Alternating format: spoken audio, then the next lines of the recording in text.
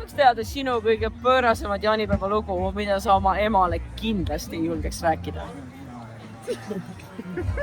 Tırhaha, tırtša-tša, tırvõmba, tõrvaja.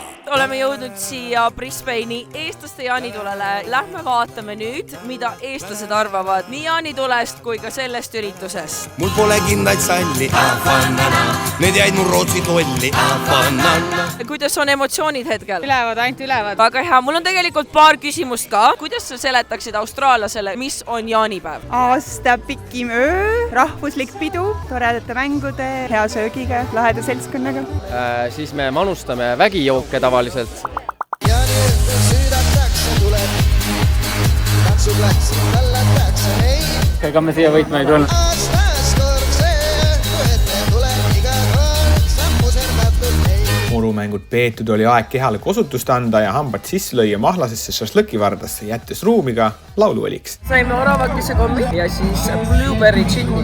Mis teile pandud on siia? Head ja paremat, mida ei saa iga päev.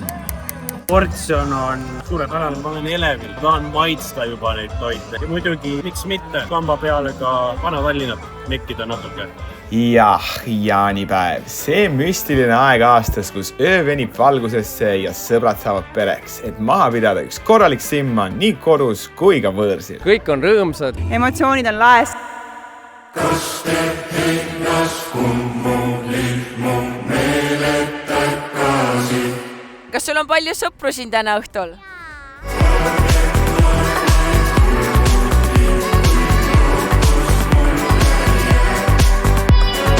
Meie armsad noored eestlased, kes elavad siin, nende pärast teeme seda. See on see, mis tõmbab asja käima, hoiab elus ja pakub meile rõõmu. Ja tundub, et see läheb ainult ägedamaks. Kui sa peaksid jaanipäeva ühe lausega kirjeldama austraallasele, kuidas sa ütleksid?